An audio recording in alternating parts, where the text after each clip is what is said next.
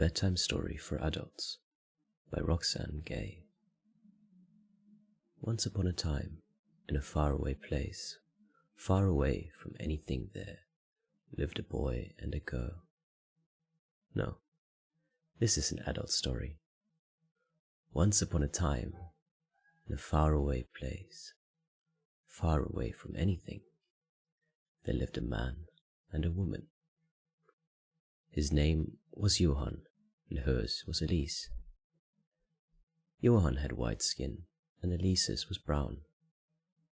This didn't matter in the beginning, but over time it would, first in small ways, tiny little cracks, and then in ways they could no longer ignore. Johan first saw Elise in a smoke-filled room, and decided he wanted her, wanted to know the taste of her brown body, wanted to run his hands over her soft curves. Elise didn't believe him. She didn't believe in fairy tales, or herself, or much of anything. Johan chased her, and finally, she let him take her to dinner because she was hungry. Elise let him have a drink at her house because she was lonely. She let him touch her because she was another kind of hungry. She lay with him and enjoyed the meat of his body against hers, how his rough hands held her sweetly, how his lips brushed her shoulder. Johan brought her pleasure, and she brought him pleasure, and after, he lay next to her, breathing heavy. Elise thanked him. She told him to leave. He did so, but vowed to return, ignoring her protests. Johan sent Elise a beautiful bouquet of fragrant wildflowers. She called and said thank you, and please don't do that again. But she set the flowers on the coffee table in her living room and smiled at them each day. He continued to call, and sometimes she answered, and they talked about manner of things. Johan persisted in his pursuit, and Elise finally relented and accompanied him to more dinners, and sometimes they had drinks, and sometimes they saw moving pictures. She always let him spend the night. Soon, Elise had forgotten there was ever a time when she didn't want Johan around. The man was so different. Elise often worried he was too different.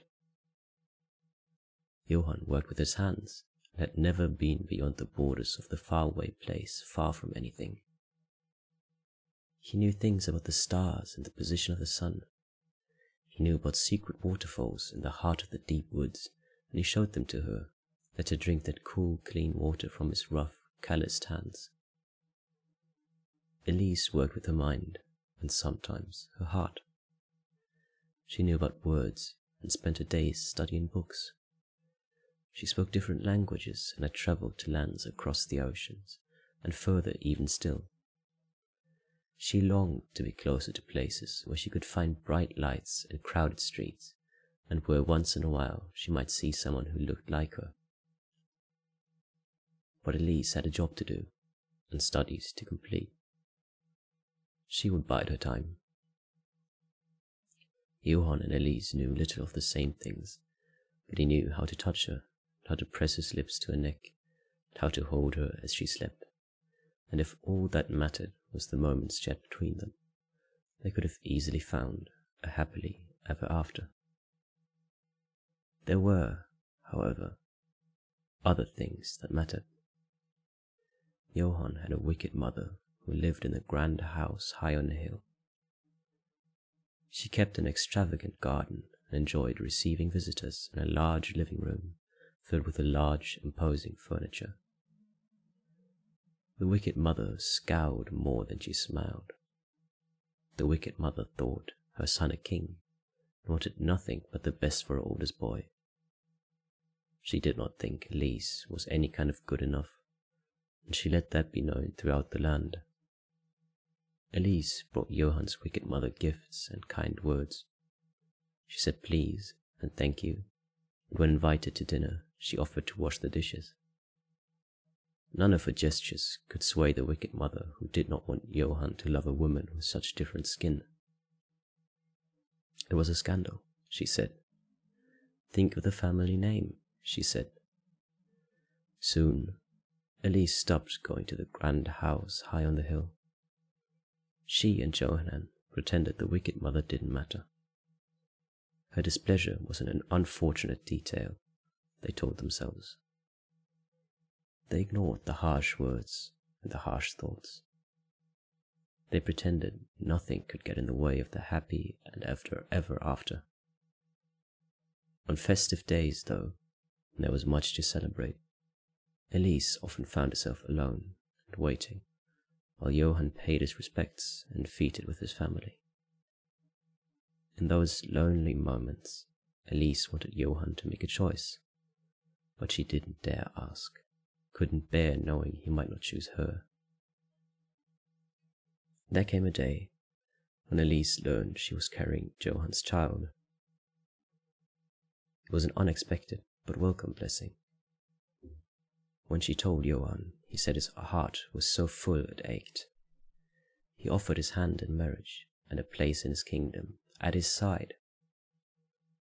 Elise told him they would wait and see. She wanted to say yes. They began planning for a future, and then when they saw the doctor and heard the beating heart of their unborn child, they looked at each other and discovered they did share one thing: love. Johann and Elise were so blinded by the joy, they shared the good news with Johann's wicked mother, who, upon hearing the news of a new heir in the kingdom, a bastard heir, she said, she narrowed her eyes into hard black slits.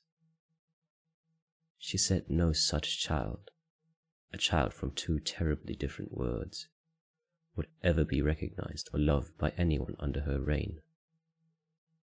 Elise held her hand against her stomach, tried to shield her beloved unborn child from such venomous words. The wicked mother banished Elise from her home, and Johann stood by and said nothing, torn between his mother and would-be wife. Elise hoped to find a way to forgive his silence. She would never forget. It happened on an ordinary day full of extraordinary moments. A day when Johann painted the nursery a soft shade of pink for the child, who would be a girl, who would be named Emma. He stood in the room, admiring his work, picturing his woman holding that child near the large window, perhaps staring up at the sky. Elise stood in the kitchen preparing her man a fine meal, humming to her baby, trusting in her joy. She was overcome by a sudden, terrible pain in the seat of her womb. It was a pain so sharp and precise, she couldn't make a single sound. The last moment, Elise remembered, was falling to her knees and thinking, I cannot bear to lose this. Johann found her on the floor, bleeding slowly, breathing shallow after their home filled with the smell of burning meat. They both mourned the loss of the child, but instead of tearing them apart, their sorrow made them love each other better and more fiercely. When she finished her studies, Elise told Johann she had to leave the faraway place, far away from anything. She had been offered a position for which she had prepared her entire life. It was too hard to live amongst so many memories of what should have been. She didn't want to raise children in a place where its citizens would always look upon them as more hers than his. Johann said he understood. He said they would find a way to love each other across an impossible distance. She believed him. She trusted in her joy. On the eve of her departure, Johann sat next to Elise on a wooden pier. They looked out on moonlit waters, their heads dizzy with wine. He said the most beautiful things she had ever heard a man say to a woman. He presented her with a ring, a beautiful diamond in the shape of a tear. tried to slide the ring on her finger, but it did not fit. Elise laughed, nervously, said it was a bad omen. Johann said they would fix the ring. He said it was just a detail, and details didn't matter. He said, "Please, take this ring. Please stay here with me in my kingdom." Elise looked at the beautiful ring and thought of how she had never shared how much she loved him. She thought about how he made her forget all the tragedies that had befallen her before he loved her. She tried to stop herself, but she cried and felt her heart falling apart. Johann thought her tears were meant she was saying yes. Elise handed Johann his rings, her hands shaking. She said, "I can't stay. I cannot believe you asked." She said, "You do not know me at all. Details do matter." She said, "You should have asked if you could leave this place with me."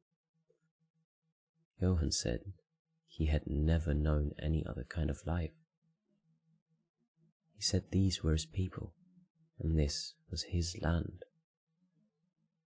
He said he would spend his life making her love that land the way he did, that his family would grow to accept her. He grew angry, said she was his, said he would never let her go. Elise hurt her stomach, remembered the child once growing there, how the loss of her bound them together so tightly. They sat together in silence, the night air cooling everything between them. She understood she had been right about fairy tales all along. The end.